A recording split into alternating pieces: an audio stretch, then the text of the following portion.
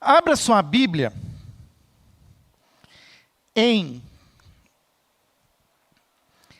Evangelho de Jesus segundo João, capítulo 12. Evangelho de João, capítulo 12. Vamos ler os versículos 24 e 25. Evangelho de João, capítulo 12. Versículos 24 e 25. Se depois quiser deixar já a tela, a arte da série de mensagens, eu vou usá-la também como referência. Diz assim a palavra do Senhor: Jesus, eu lhes digo a verdade, é Jesus fazendo a sua declaração. Se o grão de trigo não for plantado na terra e não morrer, ficará só. Sua morte, porém, produzirá muitos novos grãos. Quem ama a sua vida neste mundo a perderá. Quem odeia a sua vida neste mundo a conservará por toda a eternidade. Oremos. Senhor, abençoa-nos nesse tempo agora também de reflexão, de entendimento, para que possamos agora também nos aprofundar mais naquilo que o Senhor deseja falar aos nossos corações nessa noite. Em nome de Jesus. Amém. Eu pedi para colocar a arte da nossa série de mensagens, que o título é Primavera da Alma. O mês de setembro, eu gosto do mês de setembro por algumas questões pessoais. Primeiro, no dia 4 agora, eu completei 26 anos de casado. O mês de setembro para mim é um mês especial, é um mês em que eu comemoro o meu aniversário de casamento. Mas o mês de setembro também, eu gosto desse mês porque é o mês que se inicia a primavera. Depois de um inverno mais rigoroso, nós já começamos a sentir ali os efeitos da primavera. Nós vamos vendo os ipês florescendo, já chamando a primavera. A primavera vai acontecer lá no dia 23 de setembro. Mas é fato que já começa a ter uma mudança na temperatura. Se Deus permitir, vai vir as chuvas, que não vieram ainda, mas eu creio que elas virão em nome de Jesus. E isso me mostra que Deus propôs que as nossas vidas sejam vividas em ciclos. Ciclos de começo, meio e fim. Ciclos grandes e ciclos pequenos. Ciclos pequenos como o do dia. Manhã, tarde e noite. Vivemos esse pequeno ciclo de 24 horas, mas também vivemos outros ciclos semanais, de domingo a sábado, também é uma semana, ciclos mensais, mas também existem ciclos como os das estações do ano. Se ainda estamos terminando o inverno, é isso mesmo, estamos terminando o inverno, nós já estamos na expectativa de um novo ciclo, o ciclo da primavera, e com a primavera, o verão, e com o verão, o outono, e depois o inverno novamente, e esses ciclos vão se repetindo. E isso também mostra que a realidade das nossas vidas também é muito semelhante. Há ciclos que vivemos, momentos que vivemos, que as coisas parecem como na primavera, tudo são flores. Mas tem momentos também em que as coisas são tão pesadas, frias, geladas, vivemos invernos até recolhidos, sem vontade de sair de casa.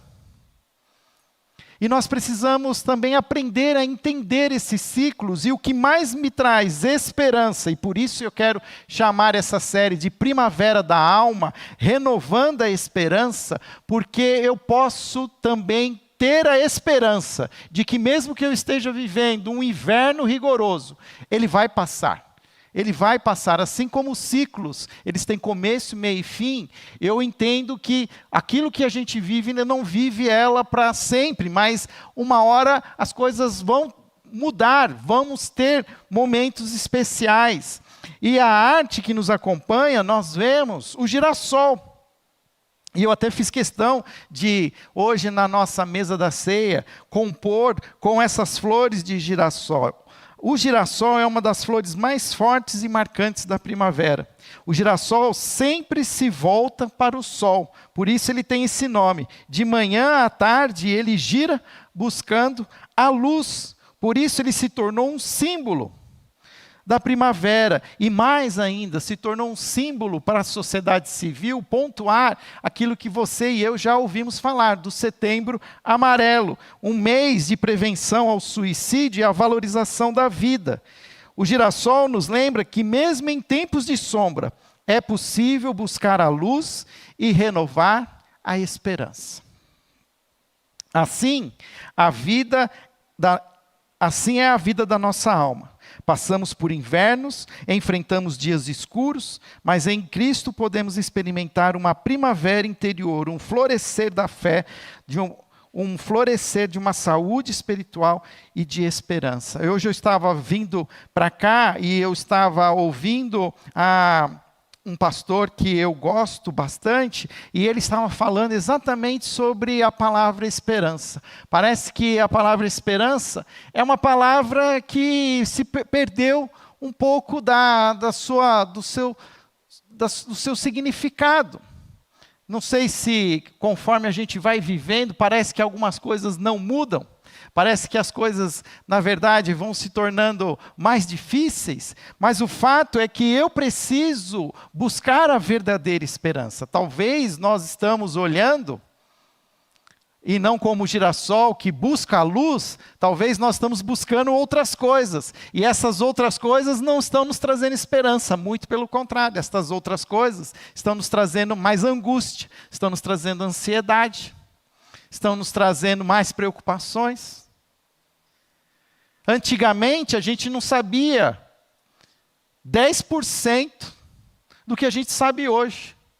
Quando a gente voltar para casa, e aqueles que têm ali alguma costume de entrar nas redes sociais ou assistir algum programa de televisão, telejornal, vai ver um monte de coisa acontecendo no mundo inteiro. E quase nunca, são coisas boas. Sempre é uma nova bomba que explode aqui, é um bondinho que cai lá em Lisboa, é gente na África sendo assassinada, e aquilo vai trazendo para nós assim uma angústia, uma dor. E eu quero dizer para você que nem eu e nem você, nós somos capazes de suportar tudo isso. Se você hoje se sente às vezes angustiado, chateado, pesado, talvez você está olhando, buscando coisas que não estão te fazendo bem. E nós precisamos até aprender a reprogramar a nossa mente para buscar o que de fato faz sentido, o que de fato pode me trazer esperança. O texto que eu abri o nosso sermão, ele fala exatamente sobre isso. Jesus, ele diz assim: eu lhes digo a verdade, se o grão de trigo não for plantado na terra e não morrer, ficará só. Sua morte, porém, produzirá muitos novos grãos. Quem ama a sua vida neste mundo, a perderá. Quem odeia a sua vida neste mundo, a conservará por toda a eternidade. Olha só o paradoxo.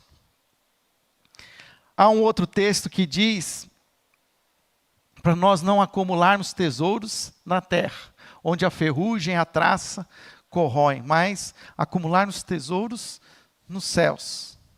O fato é que nós estamos muitas vezes amando mais o mundo, e amando o mundo, amando essa vida que o mundo oferece, a palavra de Deus já está nos dizendo que nós vamos perder.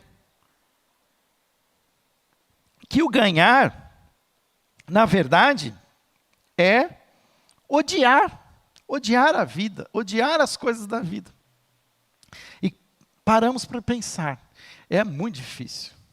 Estava conversando com a Cidinha, nós estávamos falando sobre carros esportivos. Eu vou odiar os carros esportivos? Não consigo. Eu vou odiar uma mesa, um banquete? É muito difícil. Eu vou odiar passear no shopping e achar que toda aquela beleza, e hoje as lojas, elas têm todo um conceito de atração que elas até nos atraem pelo aroma. Vocês já perceberam que as lojas têm agora cheiros específicos, né? Um encantamento para nos alcançar através dos 5 sentidos.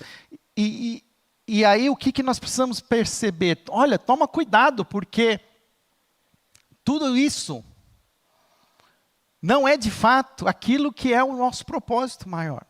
Há um propósito maior para as nossas vidas. E Jesus, ele começa falando sobre a semente do grão de trigo. E a semente, no ensino de Jesus, ela sempre aparece. Não sei se você já percebeu, mas nos evangelhos, Jesus, volta e meia, ele cita a semente. Nessa série de mensagens, hoje nós vamos falar mais sobre a semente. Semana que vem nós vamos falar um pouco mais sobre as águas, que são importantes para nutrir o solo e fazer a semente brotar. Na terceira semana já falaremos da árvore da vida, dia 21 de setembro, é o dia da árvore. Nós vamos fazer uma mensagem especial também falando sobre a árvore como esse símbolo de saúde emocional. E por fim, nós vamos falar na última semana sobre os frutos que permanecem. Hoje, nós vamos começar com a semente. E em uma das mais ricas imagens que Jesus usa nos seus ensinos, é uma semente simples, pequena, aparentemente frágil, mas dentro dela há um mistério. A promessa da vida. Quem aqui nunca acompanhou uma criança, ou até mesmo quando criança, não fez aquela experiência com o grão de feijão? O feijão sendo semente, ser colocado ali num copinho plástico com algodão molhado, em poucos dias, aquele grão duro, parece sem vida, brota. E se você continua cuidando, ele vai crescendo, e ele vai ganhando um tamanho que às vezes até precisa tirar ele daquele potinho e plantar. E você já imaginou que o que Jesus quer ensinar quando ele fala sobre a semente? Nos ensinos de Jesus, Jesus recorre várias vezes à figura da semente para revelar verdades espirituais profundas. Em Mateus capítulo 13, o Cirilo falou sobre a semente hoje pela manhã, né? Talvez você não saiba o que está em Mateus capítulo 13, mas se eu falar para você a parábola do semeador, aí você lembra. Que o semeador foi pelo campo e algumas sementes caíram pelo caminho, outras sementes, pelo caminho caíram em pedras rochosas, caiu entre os espinhos, e algumas sementes também caíram sobre um solo fértil. Olha lá a história da semente. A parábola do semeador, ela mostra que o destino da semente depende do solo em que ela cai, revelando o coração humano, que precisa estar aberto para acolher a palavra. Em Marcos, capítulo 4, do verso 26 ao 29, Jesus fala da semente que cresce sem que o homem saiba como. E nós já vamos ver esse texto. E em João 12, 24, ele compara a si mesmo a um grão de trigo, que precisa morrer para dar fruto, mostrando que a vida verdadeira nasce do sacrifício e da entrega. E é justamente esse último aspecto que eu quero iniciar a nossa reflexão. Porque antes de florescer, antes de dar fruto, a semente precisa morrer. Antes de florescer, antes de a semente dar fruto, a semente precisa morrer. Em João, capítulo 12, verso 24, Jesus está ensinando que a semente precisa morrer para gerar vida. E eu já faço uma pergunta: o que você precisa deixar morrer, que talvez você está buscando com tanta força, e que sem que você saiba, isso está trazendo angústia, está te trazendo preocupação, está te trazendo um peso. Muitas vezes até é um sonho. É um sonho que nós queremos ter, é um desejo sincero, um desejo digno. Mas que aquilo torna-se algo tão ali um foco da nossa vida, que nós então dependemos que aquilo se realize para que nós tenhamos uma vida satisfeita. E o Evangelho em nenhum momento ele nos revela que as coisas nos trarão satisfação. A satisfação está em Cristo, em Jesus. E Jesus nos ensina que há coisas em nós que precisam morrer. Sonhos, orgulho, autossuficiência, mágoas. Cada vez eu conheço mais pessoas que estão marcadas pela mágoa, pelo ressentimento. E é curioso porque são pessoas que vão, de alguma maneira assim, olhando para outras com ressentimento e querendo que as outras bebam o veneno, mas na verdade quem bebe o veneno sou eu com o meu ressentimento. Eu vou morrendo. E as pessoas às vezes até, que de alguma maneira até realmente fizeram algum mal, elas vivem a vida como se nada tivesse acontecido. E nós precisamos aprender a lidar com essas coisas, deixar morrer essas coisas que fazem que a gente guarde dor. E que ligação nós podemos fazer com a saúde emocional? Muitas vezes sofremos porque seguramos dores não entregues a Cristo. Mas a morte da semente não é o fim, é o começo da vida nova. Conversei com uma pessoa, e essa pessoa com muitos anos de igreja, de vida pública, ela vive hoje um dilema em que ela está tão presa a uma certa realidade, e eu não posso aqui entrar em detalhes, mas ela fica tão presa naquela realidade, que ela entende que aquela realidade é a fonte da necessidade que ela precisa. E ela não percebe o quanto ela está negando que Jesus é a fonte de todo o amor, de toda a alegria, de todo o sustento. E eu falo isso porque muitas vezes, e nesse caso inclusive, envolve dinheiro, envolve recurso. A pessoa não quer abrir mão de um status, porque mesmo que seja errado, porque aquele status supre as necessidades dela. E ela vem com um argumento, assim, bastante sincero. Fala, se eu acabar com isso, eu não tenho do que viver. Mas Jesus está falando claramente que você precisa entregar, que você não pode depender disso. Você precisa depender de Cristo. Mas quando as coisas elas confrontam aquela nossa própria realidade, é muito bonito eu falar aqui, mas cada um sabe aonde a coisa aperta. E nesse caso específico, essa pessoa, ela não consegue. Porque, de fato, é um salto no escuro, é um ato de fé. Entregar a Jesus aquilo que talvez seja a sua maior fonte de desejo, de amor, de alegria, de expectativa, mas você vai entregar e talvez Jesus não te devolva. Mas o texto também é claro, ele diz, se o grão de trigo não for plantado na terra, não morrer, ficará só. Sua morte, porém, produzirá muitos novos grãos. A própria bênção também só virá se houver morte. Já fiz essa comparação, eu vou fazer de novo. Quem já fez reforma em casa sabe o que eu vou dizer. Para a coisa ficar boa, primeiro tem que piorar. Verdade ou mentira? A gente fica até com preguiça às vezes, né? Fala, precisa mexer nisso aqui. Ah não, passou, deixa para lá. Fica ruim assim mesmo. Mas para ficar bom, precisa chamar alguém que vai deixar tudo muito ruim. Mas a gente tem a expectativa que depois vai ficar bom. E às vezes a gente não tem essa coragem de entregar, de deixar morrer. E a gente continua insistindo, e continua insistindo. Os anos vão passando. E aí aquele texto de Provérbios, ele fica ainda mais claro, que diz que o cavalo precisa colocar freio na boca.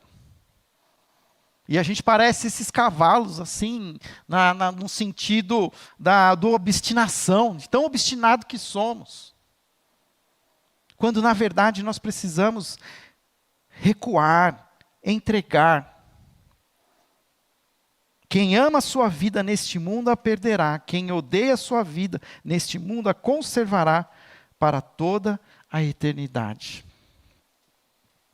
O que você precisa entregar a Jesus hoje, que pode florescer como esperança amanhã? Todos nós temos algo que a gente pode entregar.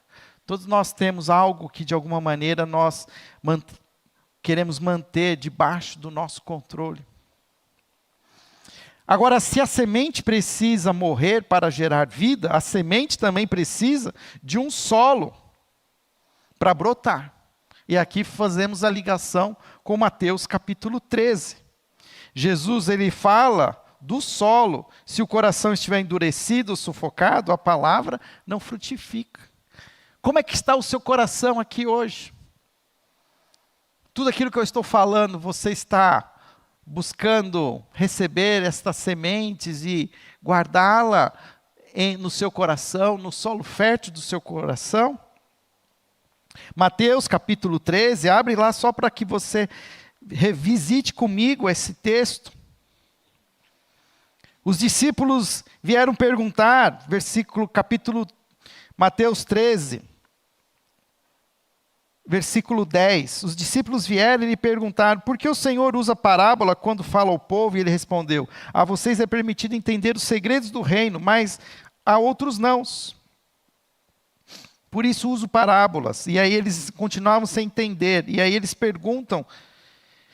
E aí lá no versículo 18, agora ouça a explicação da parábola sobre o lavrador que saiu para semear. As sementes que caíram à beira do caminho representam os que ouvem a mensagem sobre o reino e não a entendem.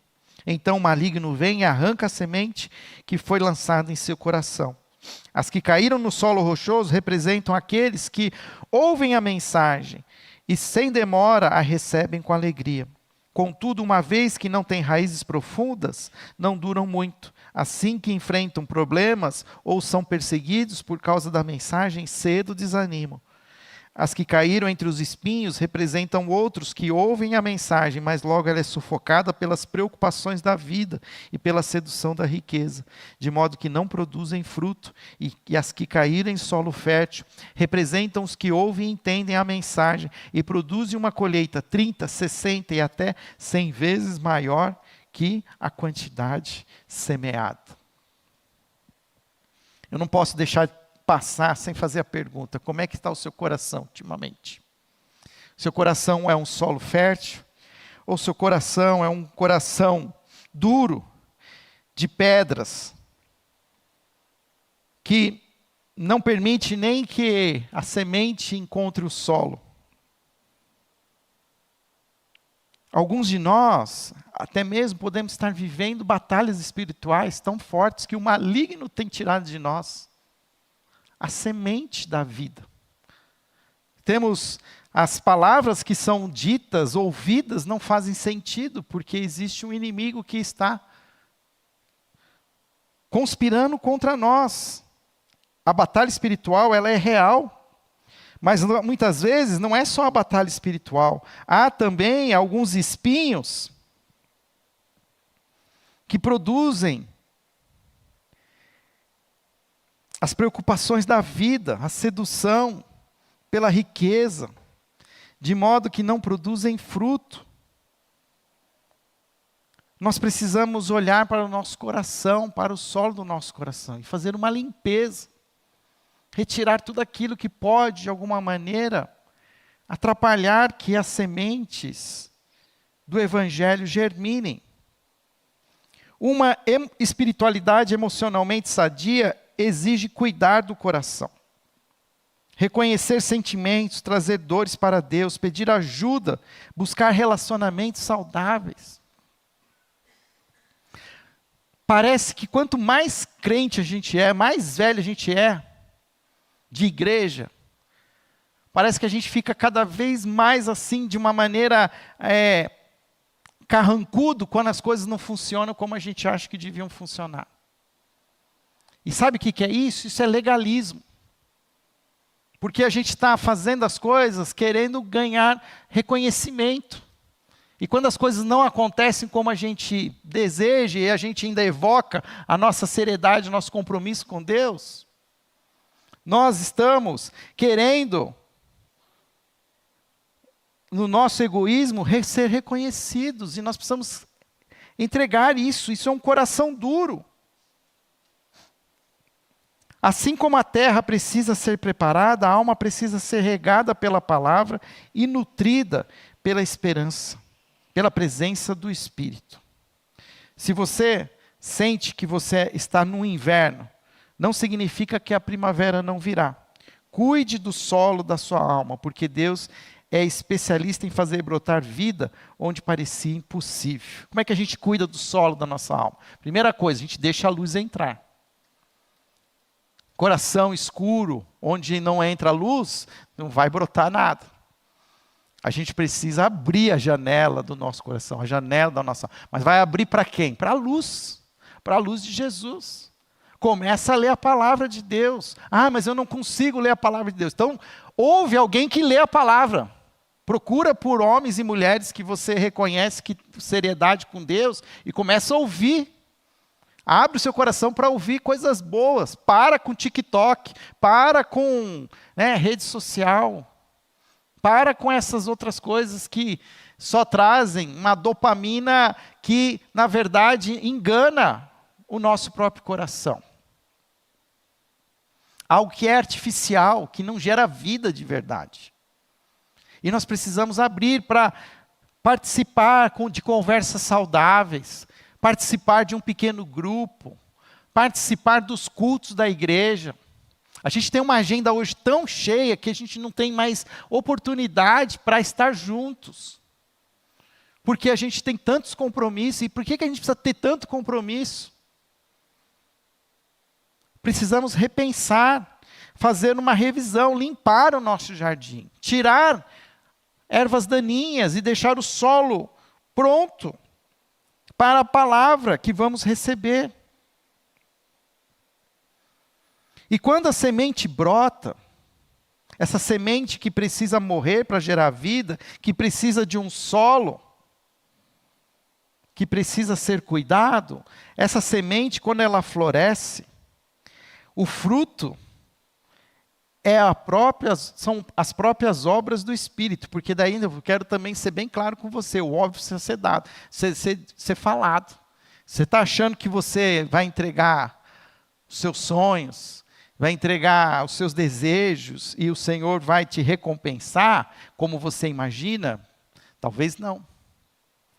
Gálatas, capítulo 5, esse texto também é um texto bem conhecido como o fruto do Espírito, versículo 22, Gálatas 5, 22, diz assim: mas o Espírito produz esse fruto, amor, alegria, paz, paciência, amabilidade, bondade, fidelidade, mansidão e domínio próprio. Se você acha que você vai colocar tudo à disposição de Deus, abrir seu coração, e você vai ganhar prosperidade, sucesso, fama, status, poder, sexo, eu não sei que evangelho é esse que estão ensinando para você, mas esse não é o evangelho. Porque o evangelho de Jesus diz que o fruto do Espírito, aquilo que se frutifica em corações que estão prontos para receber a boa semente, é amor, alegria, paz, paciência, amabilidade, bondade, fidelidade, mansidão e domínio próprio. Viver o evangelho é viver numa contracultura. Por isso que nós estamos aqui hoje celebrando a ceia do Senhor. A ceia do Senhor é exatamente um ajuste de foco para que a gente reconheça que muitas vezes aquilo que a gente está fazendo nos últimos 6 dias não tem nada a ver com o evangelho. tem a ver com a nossa autopromoção, com a nossa autossubsistência, com a nossa vontade de poder, de prosperidade, de conquistar as coisas, de termos sexo, de termos dinheiro, de termos poder. Quando nós chegamos para celebrar a ceia, o que nós vemos é aquele que era o Cristo, o Filho de Deus, se entregou como aquele grão de trigo, morreu na cruz, para que todos nós pudéssemos ter vida, e vida eterna. Nunca a nossa sociedade ficou tão doente como agora. Uma sociedade que até mesmo os afastamentos trabalhistas antigamente eram por questões de ferimentos físicos. As pessoas trabalhavam com metalurgia, mas cortava o dedo, tinha dificuldades, machucava a coluna. Hoje as pessoas são afastadas por falta de saúde emocional.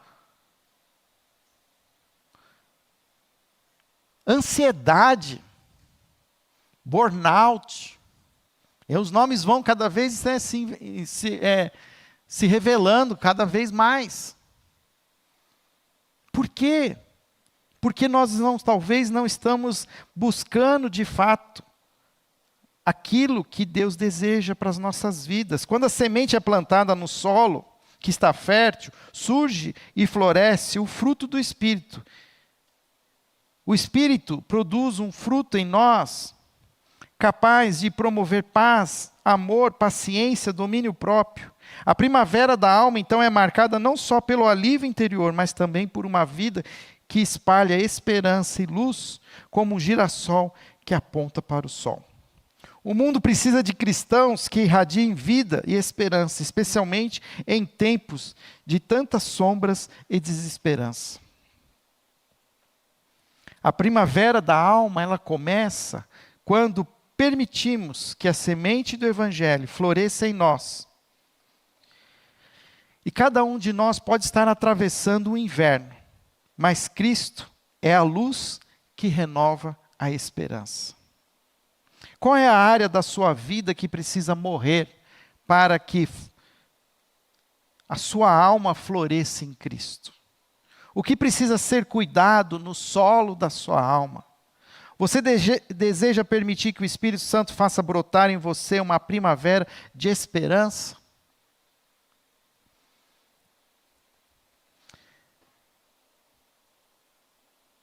Quando esses girassóis que hoje estão aqui, de alguma maneira trazendo beleza para a nossa mesa, secarem, eles ainda serão capazes de produzir as sementes do girassol. E cada girassol será capaz de dar vida futura para outras dezenas de girassóis.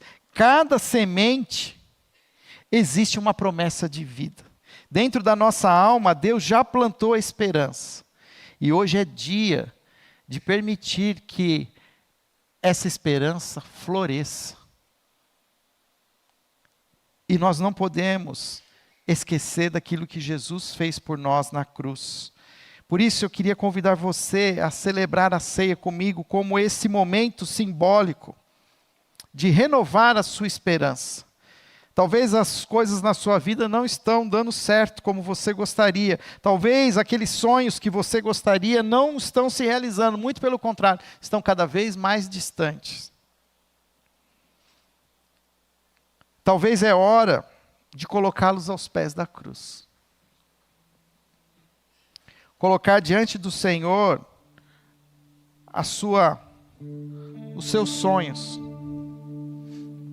E permitir que o Espírito fale ao seu coração, o ajude a discernir. Eu posso ficar aqui falando até meia-noite, mas se o Espírito Santo não revelar a você a verdade, tudo que eu falei aqui são palavras ao vento. E hoje nós vamos fazer uma celebração diferente. Geralmente você está acostumado a ter alguém aqui na frente que vem, pega o cálice e entrega até você. Hoje você vai vir até aqui, cada um, como uma atitude de movimento, de que eu vou sair da minha zona de conforto. Eu não estou satisfeito com a vida que eu estou vivendo. Eu posso viver melhor, mais satisfeito, mais feliz. Eu olho para esse fruto do Espírito e eu não estou vendo esse fruto do Espírito em mim. Eu não vejo paz, eu não vejo amor, eu não vejo paciência, eu não vejo a longanimidade, que é a paciência longa. Eu não vejo a mansidão, não vejo domínio próprio. Então é hora de você se colocar aos pés de Jesus na cruz. Senhor,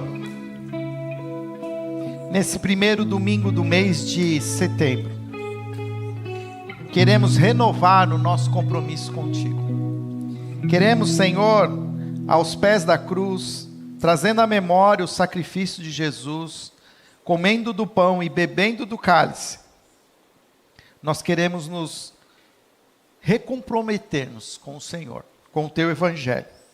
O evangelho que exige de nós o sacrifício vivo, que exige de nós tomarmos a nossa própria cruz, negarmos a nós mesmos diariamente e te seguir. Que as sementes do evangelho que já foram plantadas em nossos corações encontrem solos férteis. E aonde ali, Senhor, não há luz em nosso coração, quero, em nome de Jesus, abrir para que a luz de Jesus inunde essas áreas sombrias do meu coração. Que o teu Espírito Santo me ajude a discernir aonde há escuridão em meu coração. Aonde a luz de Jesus não tem invadido, que impossibilita ali de brotar vida. Porque, Senhor, eu já estou cansado de correr atrás do vento, como diz o sábio. Estou cansado de repetir as mesmas atitudes e ter as mesmas falhas e pecados.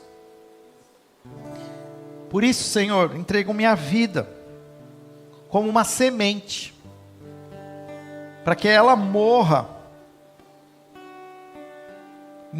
para que possa brotar e frutificar o fruto do Espírito, o amor, a bondade, a alegria, a paz, a longanimidade, o domínio próprio.